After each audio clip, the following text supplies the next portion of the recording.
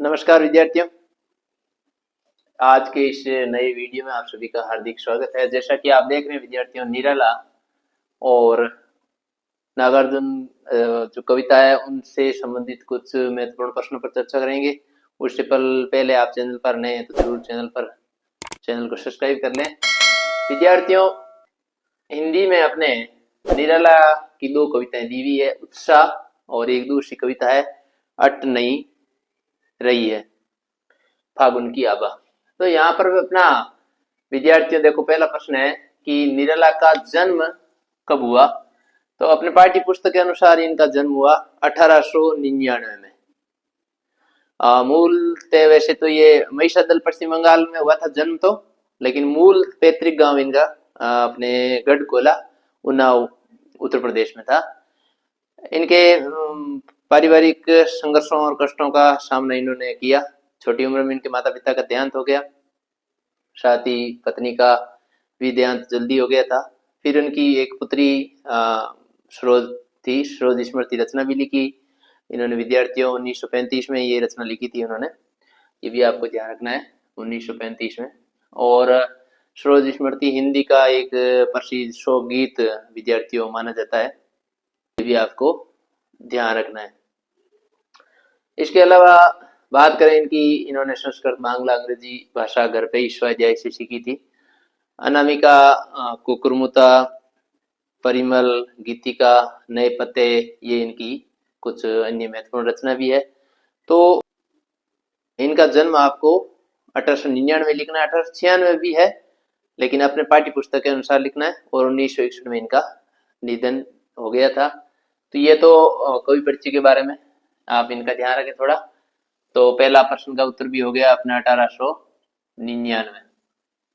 उत्साह एवं अट नहीं रही है कविता के रचयिता, ये भी अब हमें आप सबको मालूम हो गया होगा, सूर्यकांत त्रिपाठी निराला।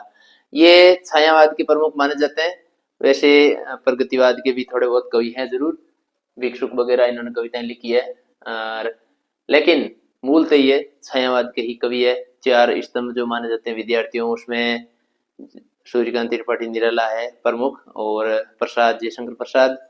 इसके अलावा अपने महादेव वर्मा और पंत, ये प्रमुख चार स्तंभ माने जाते हैं विद्यार्थियों।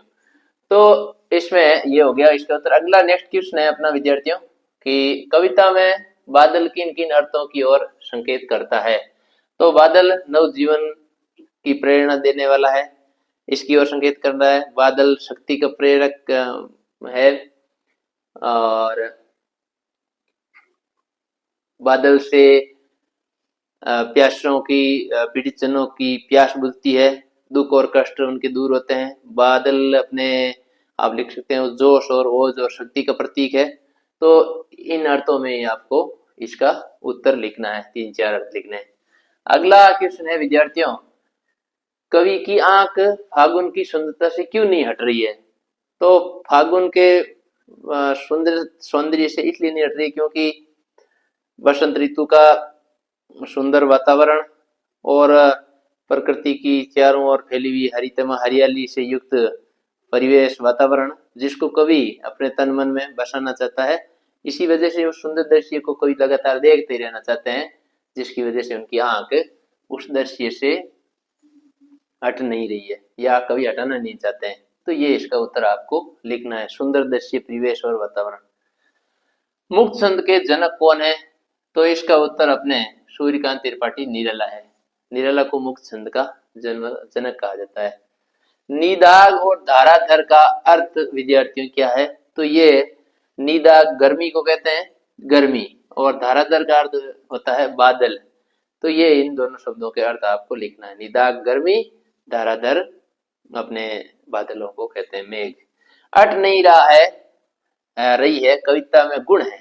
तो ये कविता अपने सहज, सीधी, सरल भाषा में ही है, इसलिए इसमें विद्यार्थियों आपको प्रसाद गुण करना है, प्रसाद गुण इसमें लिखना है, ये ध्यान रखना है।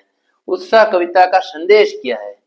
तो उत्साह कविता का संदेश है जोश, ओज और क्रांति का संदेश इसमें दिया गया है, ये ध्यान रखना है, क्योंकि बादलों से ऐसा ही आह्वान है। उत्साह कविता का मूल भाव प्रतिपाद्य क्या, या प्रतिपाद्य क्या है, तो आपको लिखना है कि इस कविता में प्यास से शोषित पीड़ित जन की प्यास को बुझाना, धरती को शीतलता प्रदान करना तपन से, और जोश और वीरता एवं उत्साह क्रांति का भाव अपने अंदर भरना, ये विद्यार्थियों इसका मूल प्रतिपाद्य और भाव है। उस कविता में बादलों की तुलना किस किस से की गई है? तो बादलों की तुलना किस से की गई है, किस किस से नहीं, किस से। तो इसमें एक साहित्यकार और क्रांति युक्त पुरुष से की गई है, ये आपको इसका तो लिखना है, यानी क्रांति पुरुष से इसकी तुलना की गई है बादलों से। नागार्जुन का जन्म कब हुआ विद्यार्थियों? तो 1911 में इनका जन्म हुआ। इसी नागार्जुन अध्याय के दंतुरित मुस्कान वाले कविता के भी हम आगे अच्छे अच्छे कृष्णों के बारे में चर्चा करेंगे। इसके बारे में, नागार्जुन अध्याय के बारे में अगले वीडियो में हम चर्चा करेंगे, महत्वपूर्ण कृष्णों के बारे में। और दोनों कविताएं अट नहीं रही है एवं उत्साह, अच्छी कविता है, जिसमें अट नहीं रही में फागुन की शोभा, प्राकृतिक सुंदर दृश्य और मनोरम वातावरण का वर्णन किया गया विद्यार्थियों। तो उसके बारे में आप अच्छा अध्ययन करें। वीडियो पसंद आया तो लाइक शेयर करना ना भूलें। मिलते हैं एक और वीडियो में, तब तक के लिए जय हिंद जय भारत।